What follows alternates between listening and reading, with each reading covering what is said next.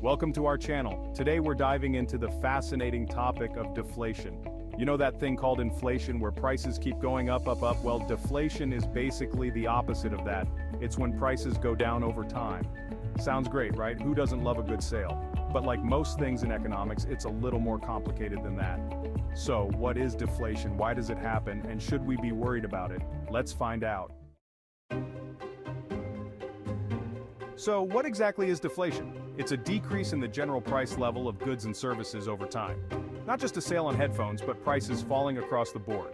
Think food, clothes, rent, transportation. Lower prices sound great, right?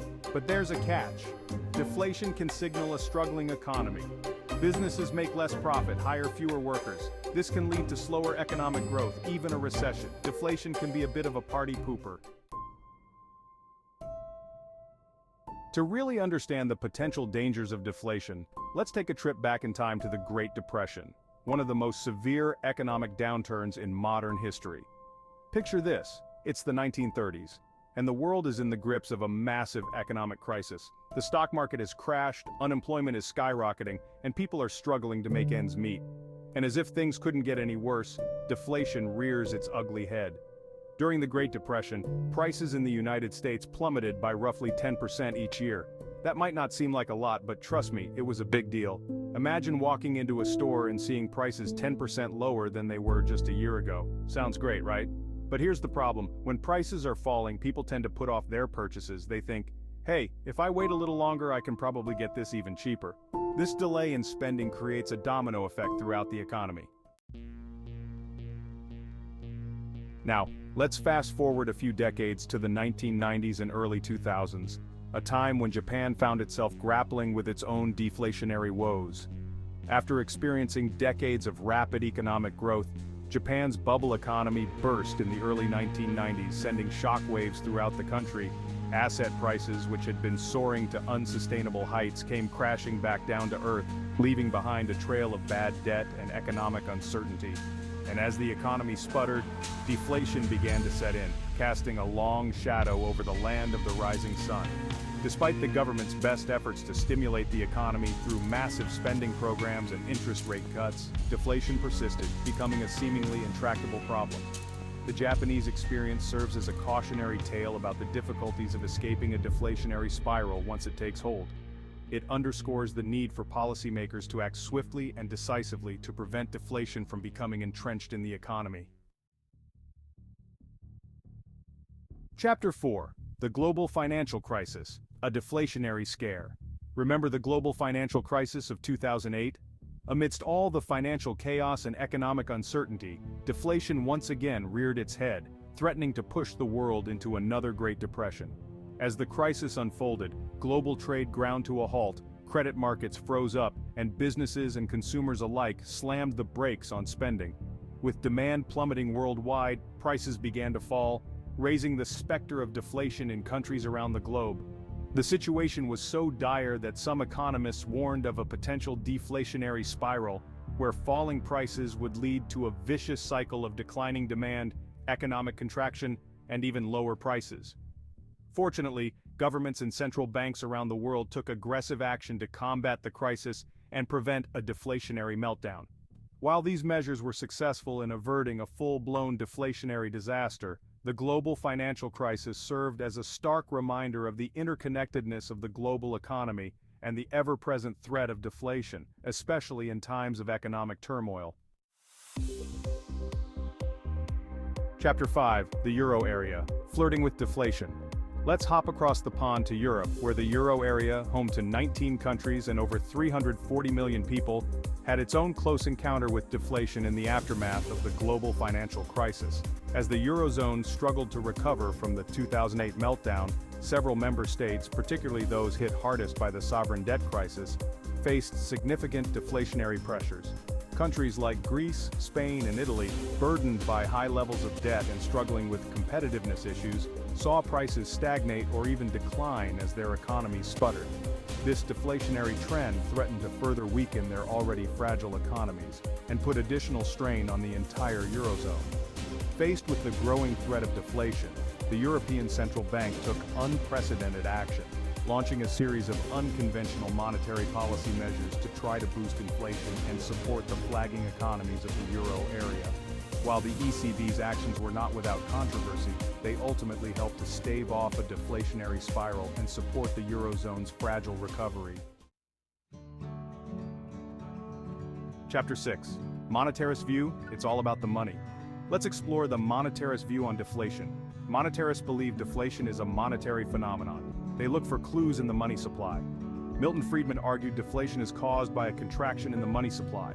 Less money or slower circulation puts downward pressure on prices. Monetarists advocate for stable money supply and price stability.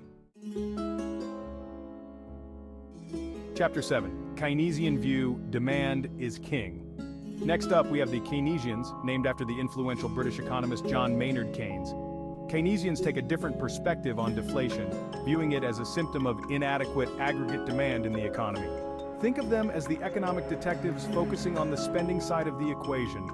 Keynesians argue that deflation occurs when there's not enough overall spending in the economy, leading to a glut of goods and services and downward pressure on prices. They believe that factors such as a decline in consumer confidence, a drop in investment spending, or a contraction in government expenditures can all contribute to a fall in aggregate demand and trigger deflation. Imagine a restaurant with empty tables. The restaurant owner might lower prices to try to attract more customers.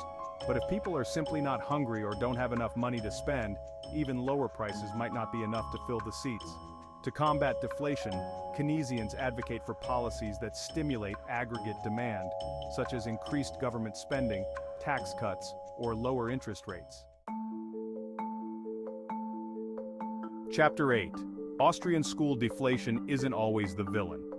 Now let's shake things up a bit and introduce a different perspective from the Austrian School of Economics. Unlike monetarists and Keynesians, who generally view deflation as a problem to be solved, some Austrian economists argue that not all deflation is created equal, and some forms of deflation can actually be beneficial for the economy. Think of them as the economic contrarians, challenging conventional wisdom and offering a fresh perspective on deflation. Austrian economists such as Friedrich Hayek distinguish between malignant deflation, which is driven by a contraction in the money supply or credit, and benign deflation, which results from productivity improvements, technological advancements, or increased competition. They argue that benign deflation, far from being harmful, can actually be a sign of a healthy and dynamic economy.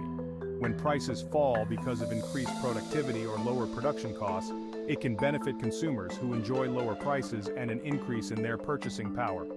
Austrian economists caution against government intervention to combat deflation, arguing that it often does more harm than good.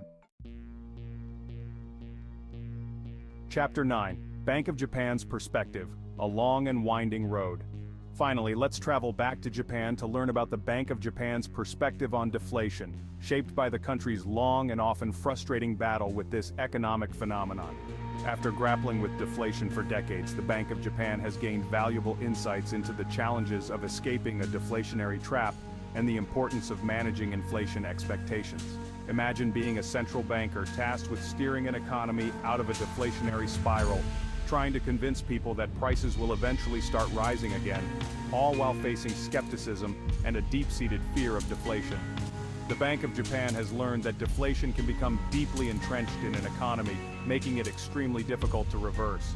When people and businesses expect prices to continue falling, they delay spending and investment decisions, which further weakens demand and perpetuates the deflationary cycle. To combat deflation, the Bank of Japan has emphasized the importance of managing inflation expectations, aiming to convince people that prices will rise at a moderate and stable pace in the future. Outro: deflation, a complex and evolving challenge. So there you have it, deflation in a nutshell. It's a complex issue with a fascinating history and a wide range of potential causes and consequences. From the depths of the Great Depression to Japan's lost decade and the euro area's flirtation with deflation, we've seen how this economic phenomenon can wreak havoc on economies and challenge the best efforts of policymakers. While deflation might seem like a distant threat, it's important to remember that economic conditions can change rapidly, and the global economy is constantly evolving. By understanding the causes and consequences of deflation, we can be better prepared to navigate the challenges of an ever-changing economic landscape. Thanks for watching. If you found this video helpful, please give it a thumbs up and subscribe to our channel.